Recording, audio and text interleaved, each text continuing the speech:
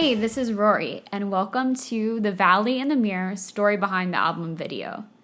I'd been debating for a while on the best way to do this. I had created an exclusive backstory booklet for Kickstarter backers at a certain tier, which will stay exclusive, but I wanted to create something that was public for those who might be interested in learning a bit more behind-the-scenes info about the making of my most recent and also first ever full-length album.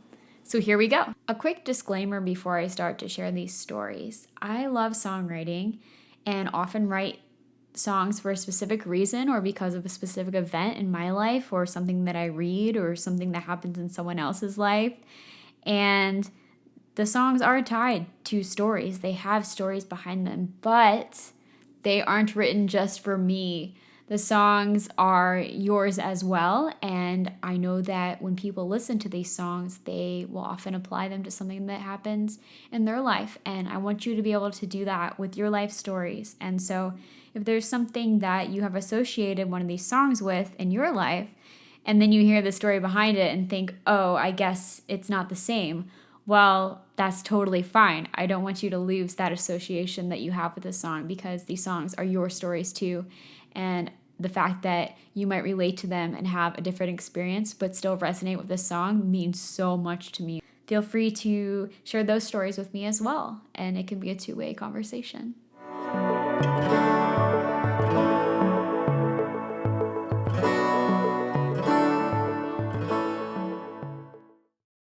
The album title is very meaningful to me, and it's something where once I had decided on the title, the rest of the songs for the record just started pouring out. I had some songs that I'd written beforehand that I knew would work well on a big project, but the title was what really started to tie everything together. There's a quote by C.S. Lewis where he talks about standing in a room and looking out a window and seeing a sea and a valley, and then turning around and catching a glimpse of that same setting through a mirror, and it suddenly being more enticing, like a place in a story. There are a lot of layers and possible meanings to this concept and visual, but some that I love include the idea of heaven and eternity being just a reflection of what we see on earth, and that the longings that we have for something beyond this life are partially because we see glimpses of it here. And also literal imagery of driving through the mountains and valleys of my home state of Virginia and seeing the valley through the rearview mirror of the car. There are a lot of references to driving on this record, which I suppose may one day be outdated, but there is a sense of adventure that seems to match the overall literary nod to the works of C.S. Lewis and other books that I've read over the years that tell a story of life in a romanticized way, seeing it as a grand adventure.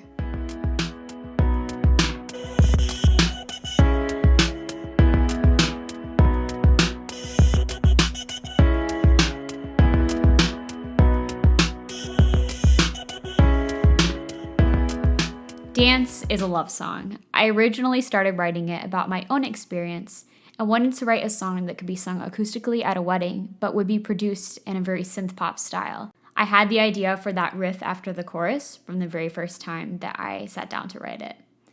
It was around the same time that I lost all four of my grandparents within a short period of time. They had been married for over 50 and 60 years.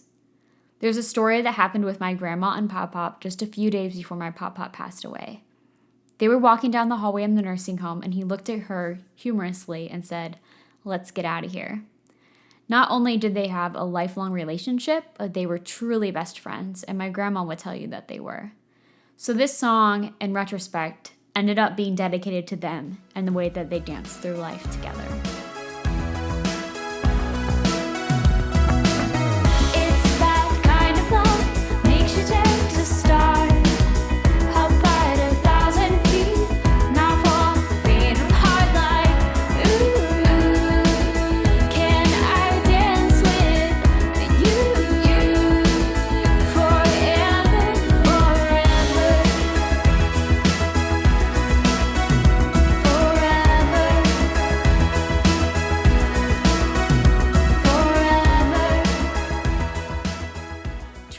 Is a song that I had the idea for a few years before I actually wrote it. But when I finally sat down to write it, it wrote itself in about 10 minutes. The idea first came to mind when running to catch a train in New York City. You know those moments when the doors are closing and you're racing to make it? Well, I somehow ended up on the train, but the person I was with didn't. And that moment when the doors were closing and I was being whisked away was funny, but also unfortunate. We had to figure out how to find each other, and I ended up waiting at the next station. Metaphorically, this really spoke to me. I think that there are times when we're going through something in life and we can see how it's affecting the people around us, but we aren't sure how to fix it. So we're trying to get to a point where we're on the same train of thought as those we're closest to. And I think there are many situations where this can be applicable, so the rest of the meaning behind this song is kind of purposefully abstract. I had a great time working on a music video that was also abstract and tells this story with Open Bow Studios in Los Angeles. And they also filmed the music video for my song Climate here out on the East Coast a few years ago. And you can see me walking around and trying to catch a metaphorical train that obviously isn't there, and then you can interpret the rest of the video from that perspective. The beginning, and we've been running circles in this town. Caught a cab and rode it round and round, and I know I've been driving you insane, but we will catch that train. Drift is about a time when I was drifting away from a person, but also a place. It's a story of a very real relationship that I was in that ended pretty badly. I had this idea of how I thought life was going to be, and then all of a sudden everything changed, and I realized that I was going to be physically moving to a different state. I was coping by trying to figure out this person and why this person had done what they did, and spending all of my energy thinking and talking about them, when in reality, I needed to be figuring out myself. So there is a play on words showing how I didn't understand that person at all, but I also didn't understand what I was doing.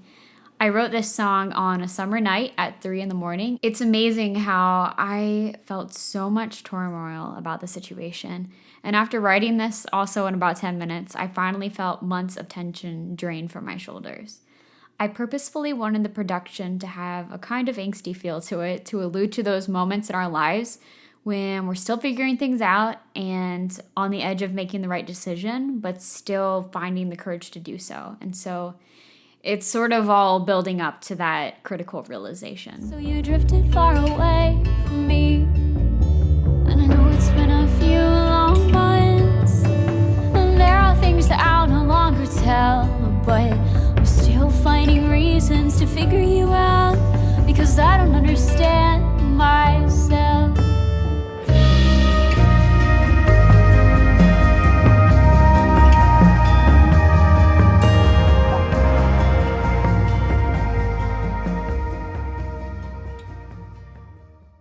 Lion on the Highway is a really special song to me. I can't share all of the details behind the song to protect the situation, but if you come to one of my live shows, then I will probably share more. As you can guess, it's a very real story once again. The short version of the story is that we were on a road trip to my grandma's funeral, and there was a broken down car on the side of the road. We ended up meeting a strong and incredible woman who was in the middle of an escape from a very abusive relationship. The whole experience was so divinely orchestrated, and that there were countless details about the events of the day that all worked together so that our paths would cross and so that we could help one another, which really impacted me as well. The lyrics in the song are not just about her, but about our different and yet parallel experiences. For example, the lines in the song that say, "You wake up where you never thought you'd be," "Shadows in the kitchen on a Friday evening," "Phone in your hand, you can't seem to breathe, somebody tell me this isn't happening," are about her bold and brave decision to make an escape. And also the evening that I answered the phone and learned that my grandma was in the hospital and probably wasn't going to make it. And also a night that same year when I had some health issues that led me to the emergency room. All three of those events happened on separate Friday evenings in the kitchen. The song doesn't have a great resolution, but more of an overarching feeling.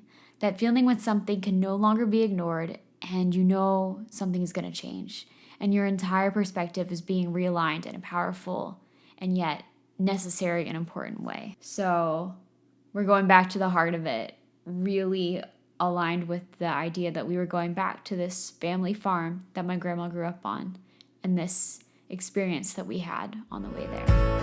We're going back to the heart of it now. We're going back to the heart of it. We're going back to the heart of it.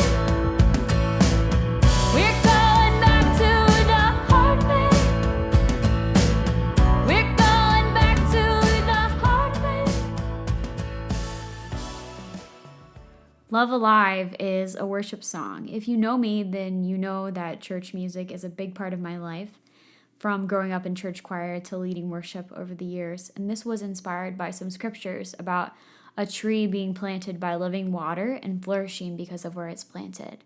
When launching the Kickstarter, I said that the album was going to be a grand adventure. When I hear this song, I imagine the part of a movie when the character makes a bold decision to go on a journey and they start to actually cover ground. An upbeat song plays and you see them climbing mountains, crossing rivers, and walking under star-filled skies. Does anyone know what I'm talking about? This living well does not run dry. All the riches in this world can buy. Love alive, it's evergreen. Roots run deep by the stream of living water that floods the earth with peace. Love alive, it's evergreen.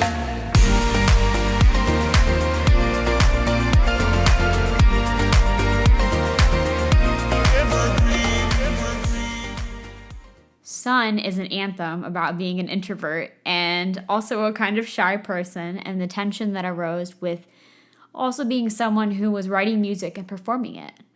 Writing songs and sharing them with the world can feel really vulnerable, and this song was like choosing to step completely into the light and just be seen, the good and the bad, and to not worry so much about what everyone was thinking, but to just be.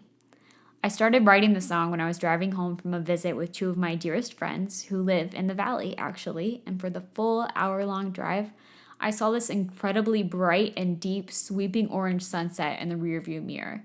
It was so intense and gorgeous, and I was literally flying down the highway while starting to write this song. Okay, not literally flying, but driving really fast. I hope that when people listen to this song, they will feel a peaceful freedom to take more risks and be bold in what you're called to do. I'm sinking in the depths of the sun. Can't pretend I'm from anyone. There's no holding up light to stay where I've been.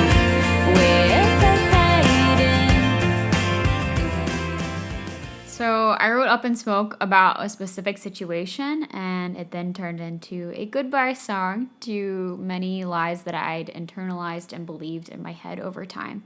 Whether it was something that someone said or negative and untrue thoughts that originated in my mind and I chose to let linger.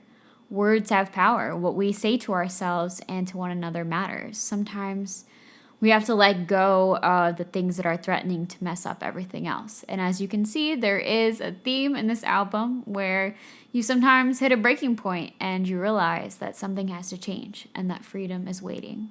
This song also features artist Charlotte Martin. I was so honored to have her sing on this track. She also produced it. We recorded the song in one day at her studio, which was super fun. And the result, I think, became a really cool combination of both of our styles, which made it completely unique, in my opinion, which was also very exciting for me. We better breathe before we go up in smoke like I'm a haunted house. You're the ghost and nobody else wants to get close to this. Can't you see it's done? We better breathe before we go up in smoke like I'm a haunted house. Just Right is about my first date with my husband, Steven. All the lyrics are true. I couldn't sleep the entire night after he dropped me off at home. I just laid there in my bed and stared at the ceiling until morning, which was not usual for me. I had just gotten a job in an apartment in another city and was back in the city that we met for all of 2 weeks when our paths crossed, and we were a little shocked. On a larger level, the song is about the age-old question, how do you know when you've met the right person, especially when you've been in other relationships before that you thought were right but weren't, which was my experience as well. And the song pretty much says, I don't know. It just is. It's just right.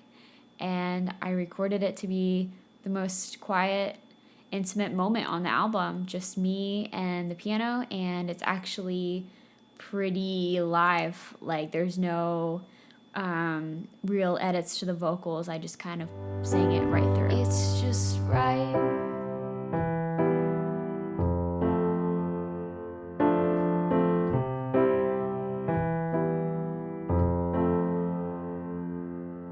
Summer sky and stop motion dreams. The bridge, you, empty streets of DC.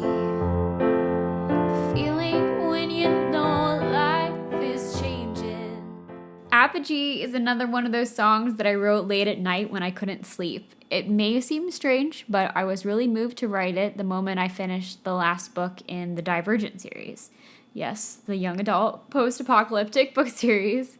The ending of that series is really intense. They didn't make a movie off of the last book, and I was just sitting there with tears streaming down my face as soon as I closed the book.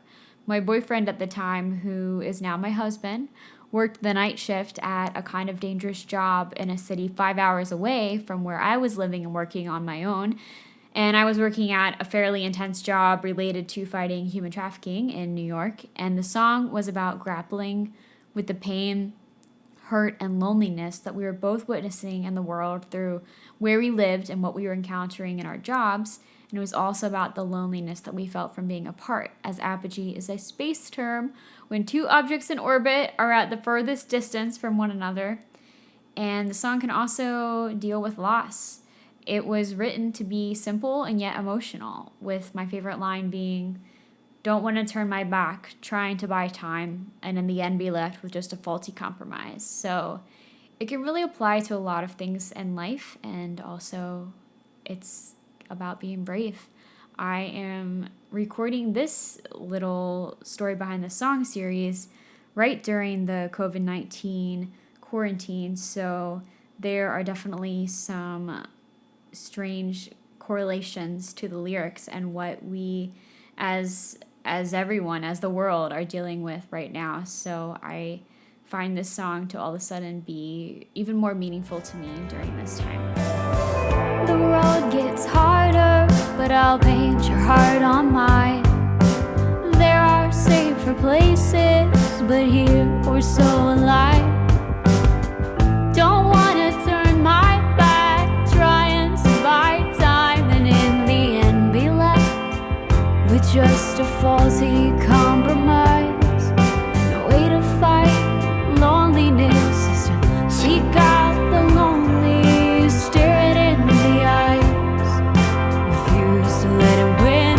We're only far as we'll ever be, far as we'll ever be.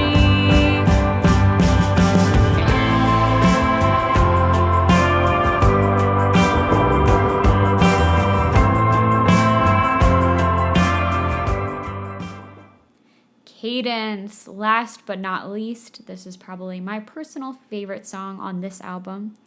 I actually had the idea to write the song when I was in the emergency room one night, late in the middle of the night, after an asthma attack, and it's a little dramatic, but everything is okay. And I was hooked up to the IV and watching the monitors, and all of a sudden, the word and concept of cadence just came into my mind, and the lyrics to the first verse of the song just came to my mind as well. And as soon as I could get my phone, I typed them up quickly. Cadence is a hymn and a song about how God sustains us through all the rhythms and the ins and outs and ups and downs of our lives. I wanted to use different concepts of cadence, such as running, the waves, the sun rising, marching, and while also sort of playing on the idea of cadence in the sense of musical terminology, both in rhythm and patterns, and also in the concept of the final resolution of a piece of music. I wanted the lyrics to this song to act as a sort of final statement on this album, Ballet in the Mirror. I truly believe that God was sustaining me in that moment and have seen this in the lives of so many others. And I do believe that the best is yet to come, and what was lost will be found again. I had the awesome opportunity to film my friend Jordan Eagle dancing to this song, and I rented a camera and filmed this music video myself. So that was a great learning experience for me, and I feel that it captured the raw emotion of this song. Lost, surely will be found. Your glory echoes out through all that's yet to come. And I will rise, knowing that you've won. Time is marching on to the sound of love. The sound of love. Your love, the sound of love, your love. So there you have it. Thank you so much for joining me for the Valley in the Mirror story behind the song video session. I am just so grateful that you are here, and thank you so much for listening to this record. I hope you enjoyed hearing some fun behind the scenes insider stories, and I will look forward to sharing more with you in the future. I've been writing a lot of new songs, so I am always brainstorming fun things to share with you and can't wait for whatever's next. So stay tuned and hope that you have a great day wherever you are in the world right now. Until next time, take care.